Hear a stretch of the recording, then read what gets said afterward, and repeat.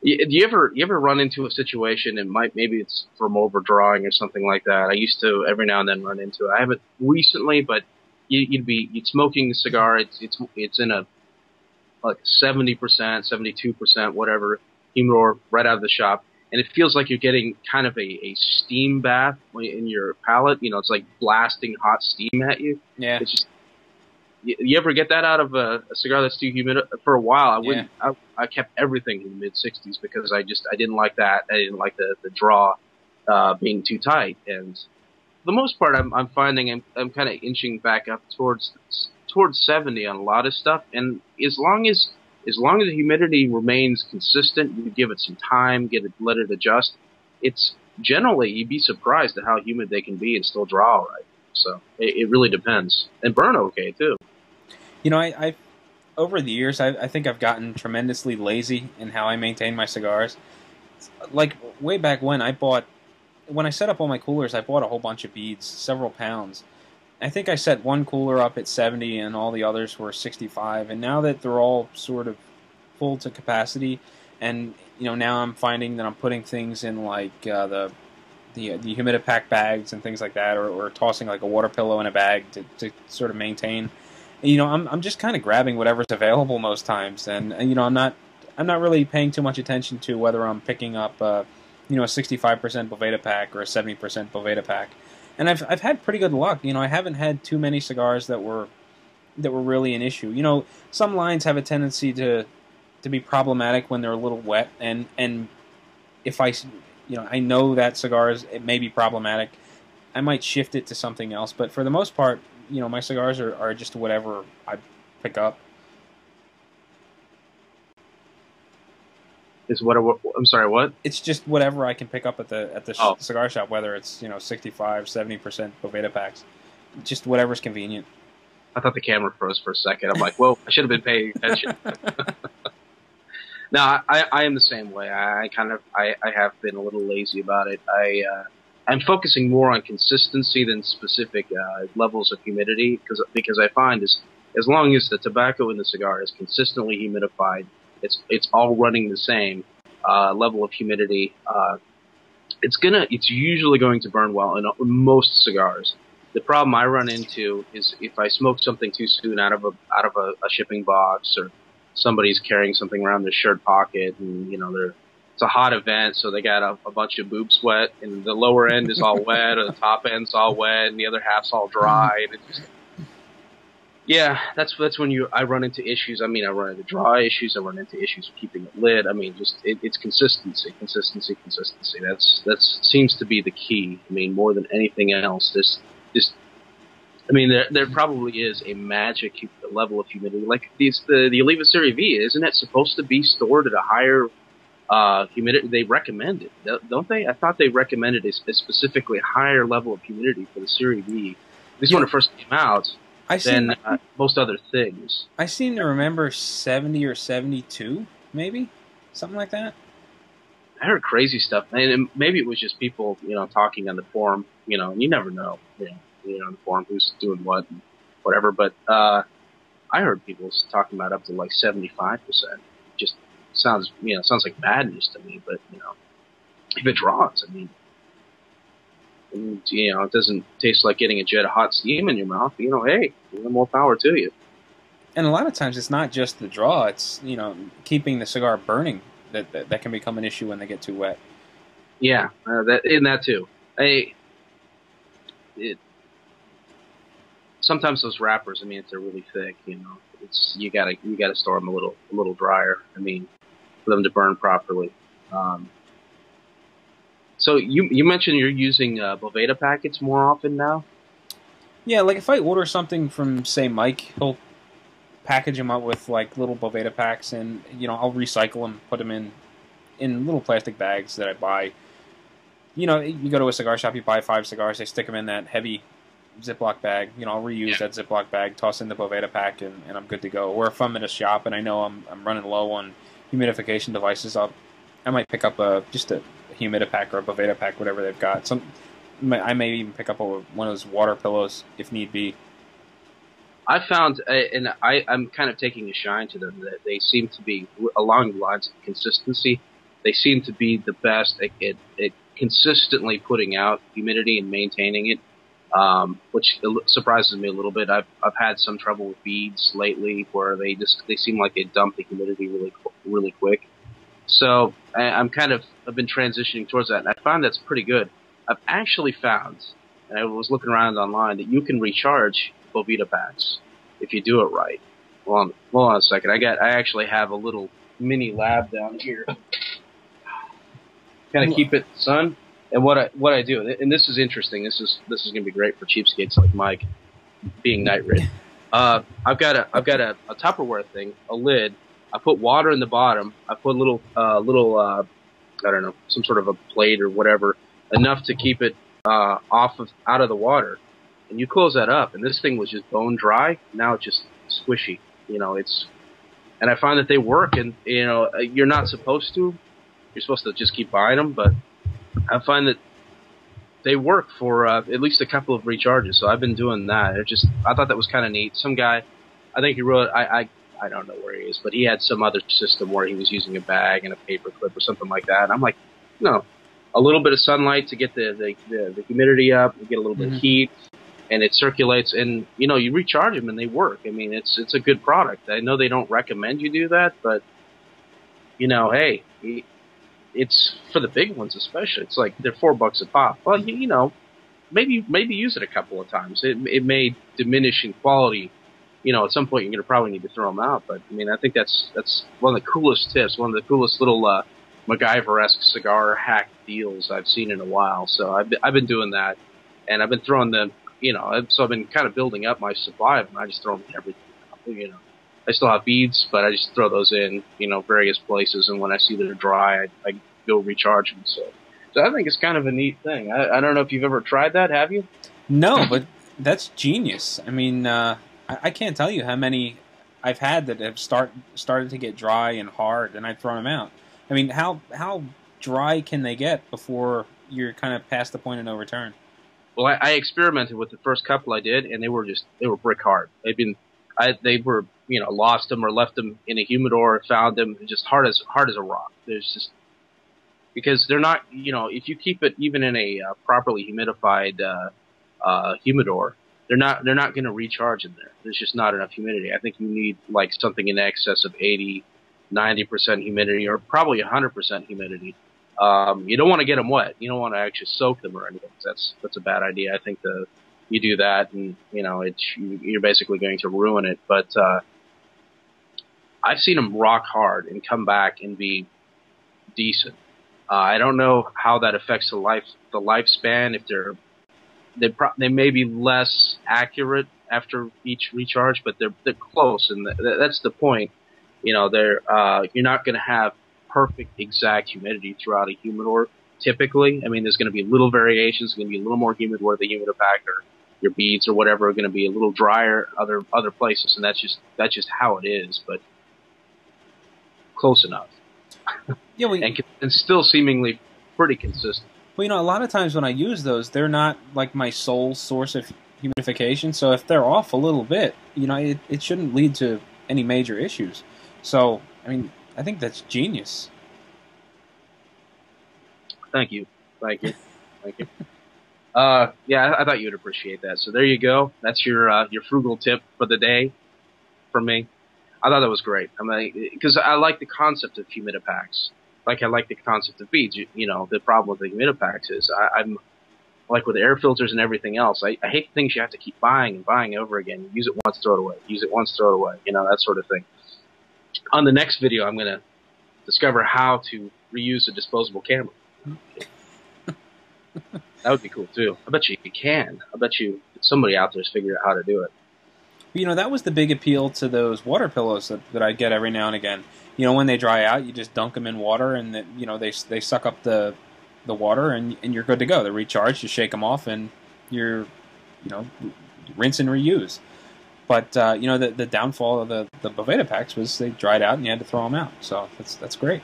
I know. Doesn't that make you feel stupid? All those humidipacks you threw away. I mean, Bovitas, whatever. Whoever is out there is just loving it. But yeah, of course, not recommended. They're gonna, the sales rep or owner or something sees this and said, before you leave a comment, call us jerks. We understand, not recommended, may not be optimal, but it's kind of neat. It's kind of useful. It might save some people some money. And I think in the end, I'm buying way more of them than I ever did before. I didn't buy them at all. Now, because I can recharge them, I'm buying them more often. And I'm building up a little humidipack army that I can just throw around and humidify everything. So, well, you know what actually got me started using those was when we did the Twitter Brother Leaf Cocktail Hour in New Orleans. When we got those humidipack bags. All the stuff I was throwing in the bags, and then as the bags were being depleted, I was throwing stuff that I was buying in the bags, and I just found an incredible way to keep cigars in a small space. So that was what started this whole thing of me buying the devices. And that works so well. I think that one of them is only just now starting to dry out a little bit. And I gotta go cycle it out. I threw an extra one in there to try to be double sure that I was maintaining humidity and everything. And it's done an amazing job. I gotta be honest. It's impressive. It shouldn't have lasted this long, but the one needs to charge just now. And I had there were two in there, so it's probably not. And it's a plastic deal, so you don't have the woods absorbing the water and it leaking out. It's zipped up, so it's. Oh yeah, and that's the other thing. I mean, as much as I like humidors, any type of airtight container, plastic container, as long as you get the smell out. I mean, there's no better way for maintaining real consistency in the humidity of the environment. I mean, don't get me wrong. I love humidors, I love the cedar and all that. I think that's a great thing. That's fantastic. But what I'm saying is, I'm certain that if people knew this, and that it's good for say 2-3 recharges or whatever, that's a sales point, I think. So like I said, it's not recommended by them, but please don't hate us. In fact, we are accepting advertising. Yeah, you had mentioned the lifespan of those bags, and I think they're advertised as lasting 30 days, and I did the same thing as you. I tossed another Boveda pack or humidipack, whatever it is, inside of that bag, and it's still going strong. So it's a great device. Months, we're not talking a month. We're talking like IPCPR last year. We're talking 9 months or something like that. And those big ones are the bomb. The little ones are nice too. They go well in little travel humidors, I found, because that's another source of a lot of potential inconsistency in the cigars environment. But I throw a couple of those in now. I mean, now I'm erring on the side of too many in a given thing, just to ensure the consistency, because that's my big hang up right now, is the consistency on not particular percentage of humidity or whatever.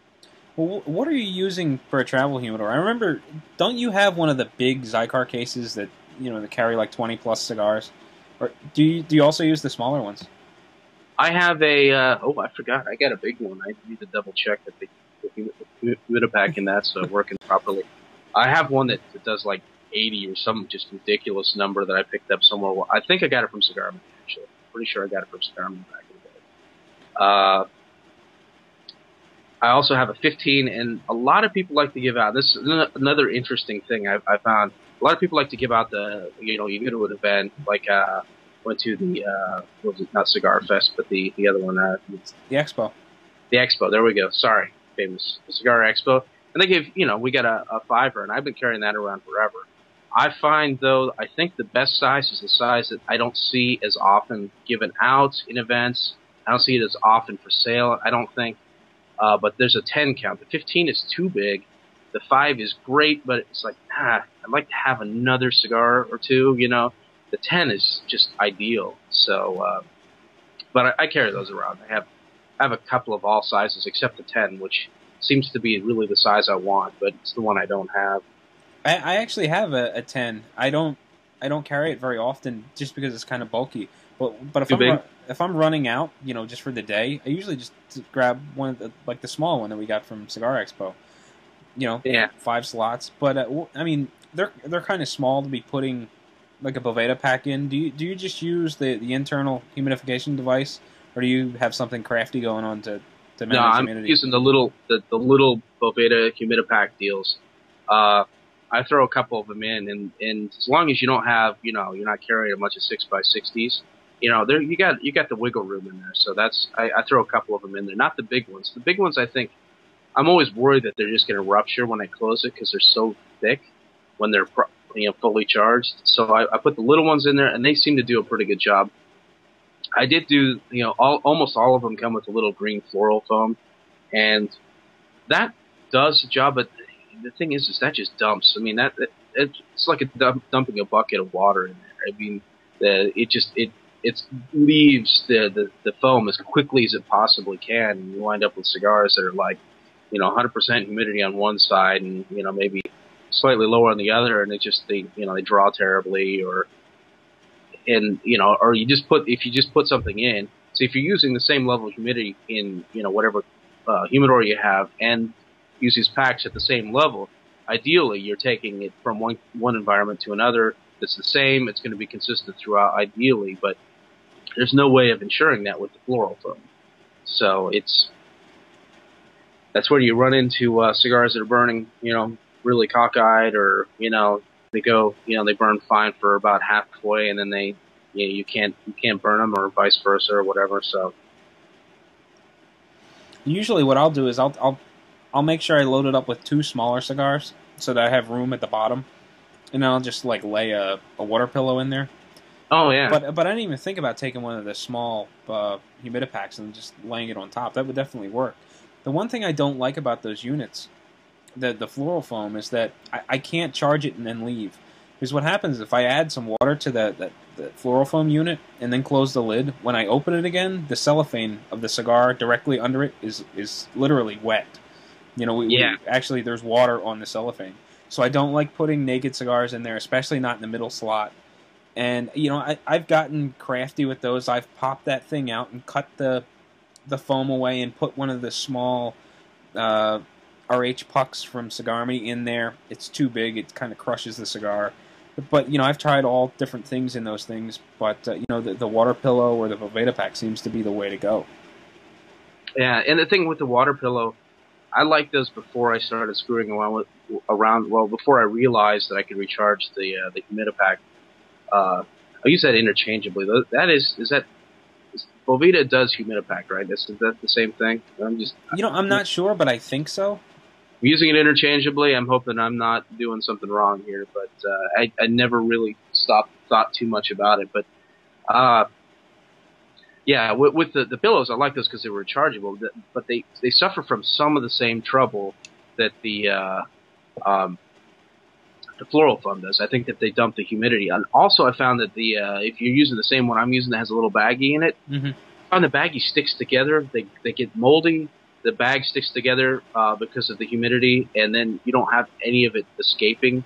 So you wind up with moldy, and then ones that just aren't putting out it's a great idea, but I just find that, practically speaking, I think it's good for sending off shipments and such. You mailing cigars to somebody, you throw one in. I think that's a good idea, but I think that it's not the best in terms of just maintaining, kind of a regular humidity, being guaranteeing. I like the idea, and I think it would work better if you didn't put it in the little bag, but I'm not sure if that would wind up soaking anything it came in contact with. That would be my concern. I've never actually opened one up and looked inside to check for mold. That's something I should probably start doing, because usually there's actually the holes in the outer bag, so I just kind of dunk the whole thing in water, pull it back out, shake it off, and just let it go. But really? Yeah, it's probably a good idea to open it up and look inside for mold, because you're right, it's like perfect breeding ground for mold to develop. I've also run into a case where if I let one dry out, it doesn't seem to accept water too well. I mean, I took the little pillow out. I put first of all, they get discolored, which kind of makes me worried. I'm not necessarily sure it's mold, and I only used distilled water in it. So that makes me nervous. But if they dried too much and I put them, soaked them, because they're supposed to expand and just get really fat. Some of them don't do it. Some of them don't recharge too well. That's the other thing I've noticed. And between that and concerns about any kind of mold or anything like that, I shied away from them. I used them a lot for a while, and they are good, and especially for shipments, I think, because they hold a lot of humidity. But I don't know. I'm kind of siding with the humidipacks. Cigar Expo kind of came up, and Jerry did Texas Cigar Fest recently. Does Atlanta have any big cigar happenings going on, or are there any planned? Well, you would think we would, because we have like 80, high 70s, low 80s number of shops in the area. But I think that's also a problem because of that. You have just little different groups of people hang out in different shops. We don't have anything consistently. Certain shops like Tobacco World up in Marietta, they're probably, somebody's going to be mad at me, but if I say this, but I think they're probably the biggest. I think they have the biggest humidor, or they're kind of the biggest shop in general. One of those, and they have a bunch of people come in. They always have Rock Patel coming in. They've got, I've seen Eddie Ortega there. Just a bunch of different personalities from the cigar world show up for an annual birthday event. So that's kind of the closest thing we have to anything like that. So we've got a ton of shops here, but you have a ton of festivals there. So it's kind of an interesting way. And I think it makes sense, because a lot of people are, out in covered wagon country or whatever, kind of BFE of Pennsylvania, and they get to a cigar shop once in a blue moon. And so, there's kind of a call for people that they're willing to make the trip for one big, huge ass thing. So it kind of makes sense to me, because we don't really need it. We have perps, we have small in-shop events every weekend here. I mean, there's almost always something going on. I say that thinking that I actually don't have one this weekend. I probably just don't know about it. I'm sure we do somewhere. That's an interesting way of looking at it.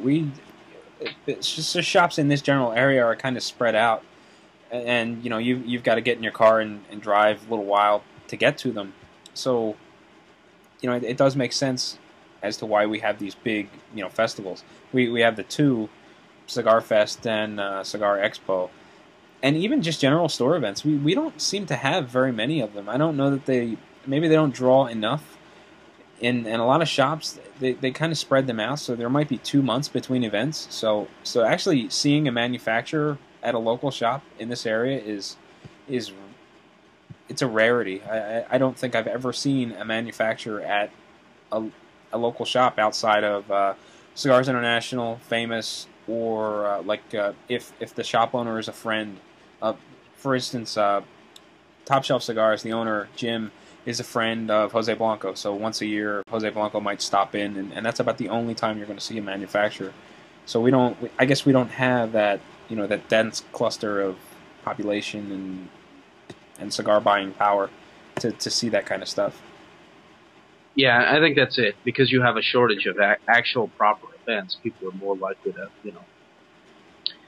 haul ass and head over there. And the other thing, I think your tax situation with cigars, and then as a result having the big catalogs based in your state, I think that also kind of is part of it. You've got a concentration of two. You've got at least two, I don't know, maybe more, big catalog companies that are kind of nearby. I know that they're easy driving, so I visited both when I was there.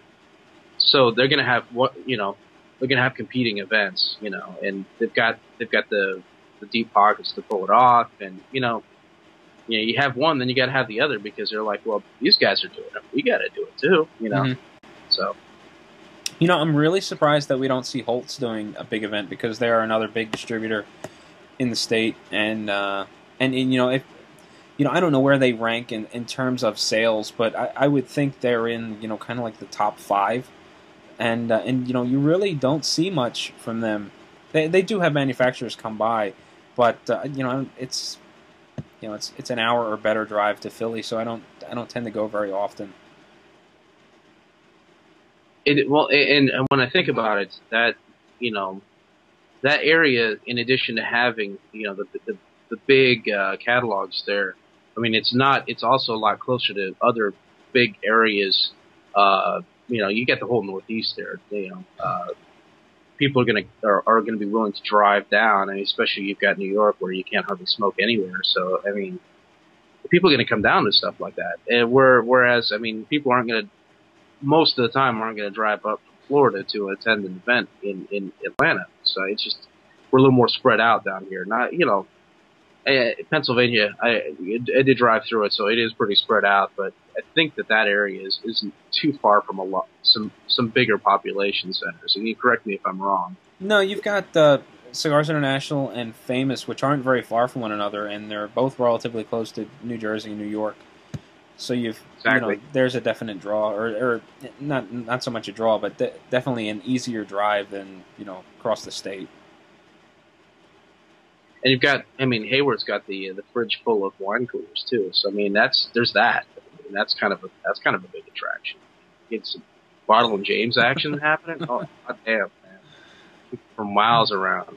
Well, they're getting a new building, so I'm curious if Hayward's getting his own office, is he going to have like the massive wine cooler fridge? What's going to go in there? I'm going to have to see if I can get a behind the scenes tour of the office space and check in on him.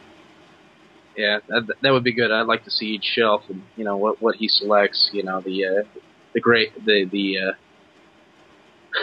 The grape watermelon flavors. I mean, I understand those work well with some of their house blends. That's fantastic. I'm going to get there and I'm going to see Hayward sitting standing at the tables with his arms crossed, shaking his head no, as I come off the bus. I would love to go up to that again. It's a shame that it's such a haul, and I just don't want to fly up there. But that's a good time. I can't speak to the other one. You guys have done the other one, but the Expo, or is it being called the Expo this year, or is it something else? No, I think they're calling it the Cigarnival this year. Cigarnival. Ah, okay. Another name for me to forget pretty easily. But, I don't know why Expo is so hard. It's freaking 4 letters, But anyway, I always keep Cigar Fest, and I don't know why. But it's definitely worth going to. I mean, I don't remember what the price of admission is, but it's a good time. That's the thing, because we don't have the shortage of events down here. It's hard to get somebody to pay to attend an event. Back to Tobacco World, when they have their annual party, they have food, they have drinks, they have all sorts of neat stuff, and to try to cut down on some of the mooching, people that would just show up, hang out, smoke samples, and eat their food. They actually they start putting in a fee to get in. It's like $10 or something like that, but you get a $10 credit. The idea is we're gonna ensure that people aren't just coming to mooch; they're actually going to buy. They're going to hang out. They're going to support the shop. In that, there was some blowback from that. Even I mean, obviously from the weasels, but there was a little bit. So people are spoiled. Nobody pays to attend events around here. Ashton did the same thing with their Taste of Excellence tour up in this area. In order to get in, you had to pay $10, and then you in turn got like a $10 gift card to the cigar shop, which it didn't make a whole lot of sense, but I guess it does ensure that if you come, you are spending money. You're not just going to hang out and in this case, drink scotch, eat chocolate samples, and smoke Ashton samples. Yeah, it makes sense. I mean, in the end say of things, the event is the event, but it's the purpose of it isn't just to entertain you; it is to help them sell some cigars.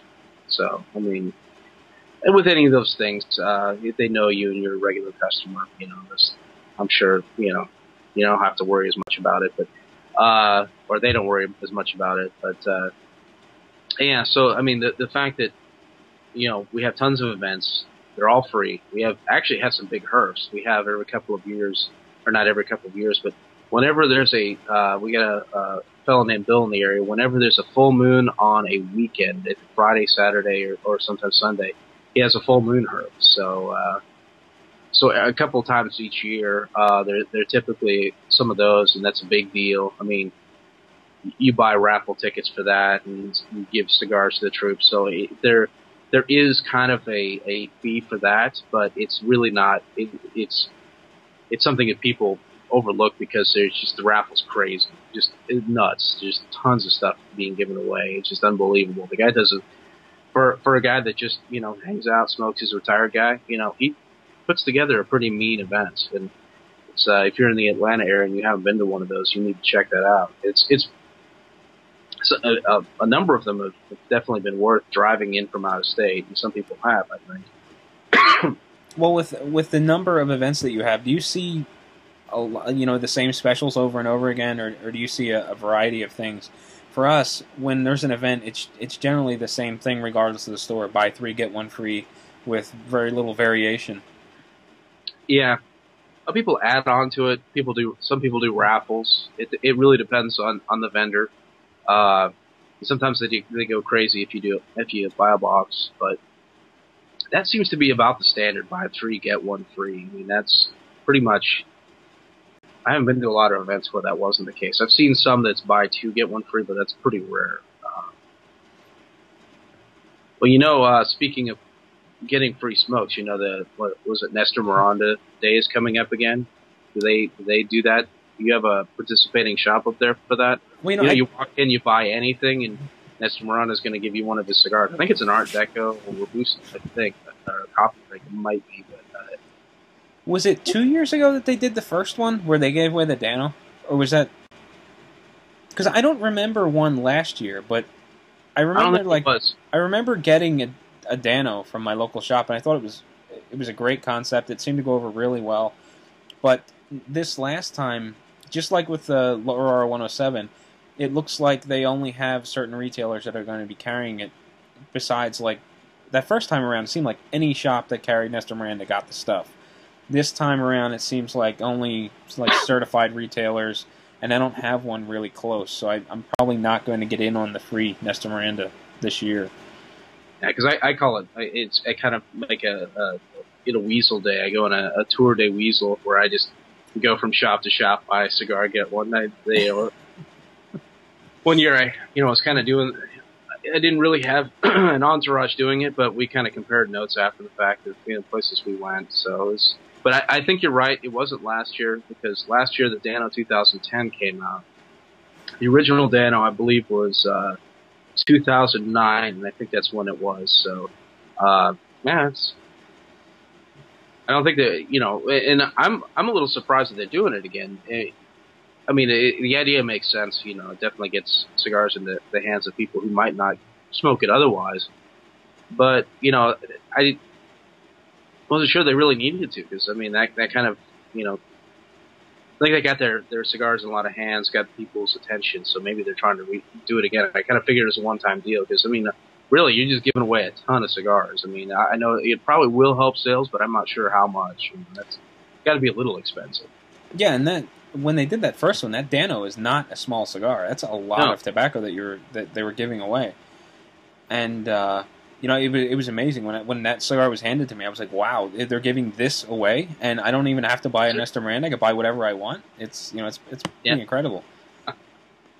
Yeah, no, that was pretty impressive. I don't think it's quite as large this time. I don't think they're giving away the Grand Toro Art Deco. I believe it's the Art Deco. I think it's the Art Deco coffee break size, I believe, is what they're giving out. But still, it's a free cigar, and it's a good cigar. I'm a fan of the Art Deco. So. That, and it gets people out to local cigar shops, which is always a big plus. Well, and if you're in an area like me and you decide to do a tour day weasel, you probably hit not only the shop you normally hit, but you may hit some other ones, and go that way. I may or may not do it. I do feel kind of weaselly doing it, but it is kind of fun. Did you get in on the La Gloria Serie N day?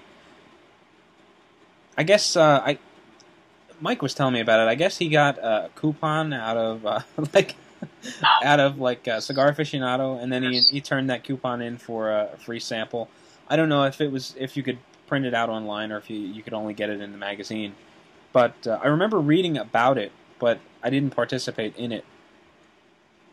Yeah, you know what? I think I got that issue of CA, and it was a coupon. There might have been places to get it online, but I guess I kind of got in on it because they sent me a bunch, and so I think they might have been looking for a review with it, and if so, sorry guys, I wound up giving it out to people. So I think I did one better. I'm like, here, here's a Syrian, try this. They sent me a bunch, and I'm not sure if it's because we already had a review or what it was. I mean, I'm not the biggest fan of the cigar, I'll be honest with you, so, might have worked out to their benefit, me giving them out. But, yeah, I guess I was kind of involved in it, and I know myself and another guy or two in the area, we wanted to smoke them out during the Syrian day, and, it was a cool concept. I like the idea. It's, getting a bunch of people, I mean, that's a really good way to get a bunch of people to smoke your cigars, and I knew ahead of time that I'm not the biggest fan of them, and I still smoked one, so.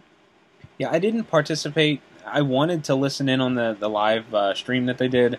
I just didn't have time to. I sit down didn't get it on the live stream. I didn't get it on. Yeah, I put it out there that we were smoking it, and it was when everybody else was. But we were in the shop and hanging out, and there was a TV on, and like, Well, it's kind of.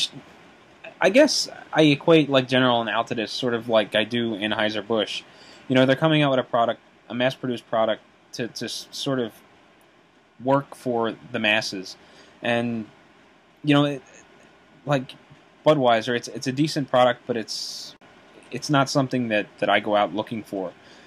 Like Illusion or Tatawahe, they're catering more towards like the craft beer kind of a crowd, and that's something that'll draw me out. So when a new General or Altadis product comes out, it's something that's kind of intriguing, but it's not something that's going to get me to hop in my car and drive to a shop and look for it. Yeah, usually not. They've got a few things out there that are pretty good. Yeah, I think that they are, because they sell so many, they have to try to appeal to the biggest percentage they can. So, but they're making, speaking in general, they're making some good strides. I mean, I kind of like the punch cigars in general. The Uppercut, I wasn't as keen on when it came out, but it's not bad. I mean, that was kind of a good way. I like the La Excepcion that they come out with every now and then. That's one of the better ones. And generally, the punch champion. I even think the newest Rare Corojo. I smoked one of those the other night, and I thought it wasn't bad. I mean, it tasted very punchy. It's like a punch, and I generally like punch, so it's not an Illusion, it's not a Tatawahe, it's not a Don Pepin Garcia, that sort of thing. Which Pepin's getting pretty big, so he's kind of growing out of the boutique britches, so to speak. So. I like the Artisano line. The original, the Miami that came out, I thought was a great cigar from General. The newer one, that I don't really remember the name, and even if I did, I'm sure I would just butcher it. But it's got a two-tone wrapper. It's Tabacceros. Artisanos did Tabacceros or something like that. Yeah. It's probably butchered it too. It's got like a secondary wrapper down the bottom, and it's not like a barber pole. It's like this much wrapper is one type of wrapper, and then above it you've got the rest. And I thought that was pretty good too. I like the other Artisano better, but that was a very interesting product that came out from General, and something that I was interested in and actually went out and bought and looked for. That's a cool concept, and I definitely like the when they did the Obelisco. Did you ever see that? I think they gave this one in the Twitter cocktail hour deal, triangular pyramid, box press pyramid. That was pretty. That's a cool concept. The cigar itself didn't do a lot for me, but it was pretty cool, though. I got to say, I look forward to smoking that thing because it was. And I like that they're definitely trying. They're definitely looking for ways to appeal to people who are looking for something special. So, but it is what it is. They also have to appeal to a much larger audience. So. Now the Cru Royale, the Macanudo, that's a good smoke. I really like that one. So I mean, they nailed it there. So that's that and La Excepcion and some of the punches. I mean, that's some of the best stuff they've got going. When we were in New Orleans, I remember we were walking from the trade show to Don Leoncio, and I think all of us lit up a Monte Cristo, the new Monte Cristo that came out of the show, and everyone seemed to like that too. So they're definitely moving in a great direction. I like where they're going. Well, that's Monte Cristo. That's Altadis, I think, right? Yeah. I'm pretty sure that's Altadis. Yeah, and with them, since we're kind of patting the big guys on the back right now. I'm a fan of the the Monte Cristo the 15th anniversary. A little spendy, but it's a really good smoke, and I believe they make it in a Lancero size, which I appreciate. And the Franchionese is a really good smoke as well. So they've got some good stuff too. You know, these big guys, you know, they may kind of be the Budweiser cigars, but they're trying. You know, they're doing their thing with coming out with stuff that's boutique-ish. But yeah, 9 times out of 10 they're affordable. You know, they're not pushing that boutique price point of, you know, $8, $9, $10, $11. Yeah. Indeed. This is the part of the show where we have the uncomfortable silence. Yeah.